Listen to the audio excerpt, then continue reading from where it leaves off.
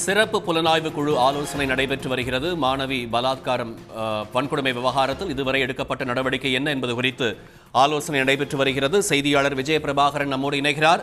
விவரங்கள். கிருஷ்ணகிரி மாவட்டம் பர்கூர் அருகே உள்ள தனியார் பள்ளியில் போலியாக என்சிசி முகாம் நடத்தி 13 மாணவிகளை பாலியல் ரீதியாக தொந்தரவு செய்ததுடன் 12 வயது சிறுமி பாலியல் வன்கொடுமை செய்யப்பட்டுள்ளார்.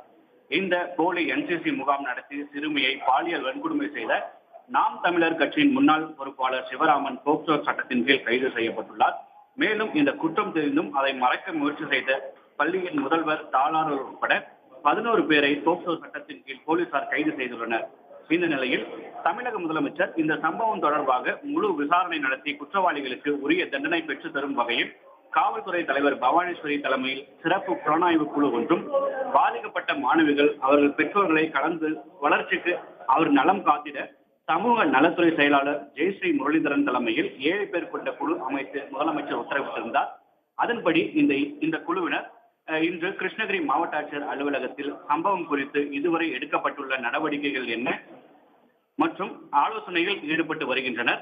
அதன் பிறகு சம்பவம் நடந்த பகுதிகளை ஆய்வு செய்ய உள்ளனர். இந்த ஆய்வுக் கூட்டத்தில் கிருஷ்ணகிரி மாவட்ட ஆட்சியர் திருமதி சரையு, சமூக பாதுகாப்பு ஆணையர் ஜானி டாம் வர்கீஸ், கிருஷ்ணகிரி மாவட்ட காவல் கண்காணிப்பாளர் தங்கதுரை உள்ளிட்ட அலுவலர்கள் மற்றும் காவல்துறை அதிகாரிகள் கலந்து கொண்டுள்ளனர். இந்த ஆய்வுக் கூட்டத்திற்கு பின்னராக செய்தியாளர்களை இந்த குழுவினர் சந்திக்க உள்ளனர்.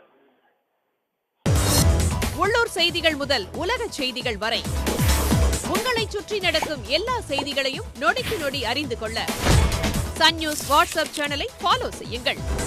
QR கோடை ஸ்கேன் செய்து சன் நியூஸோடு இணைந்திருங்கள்.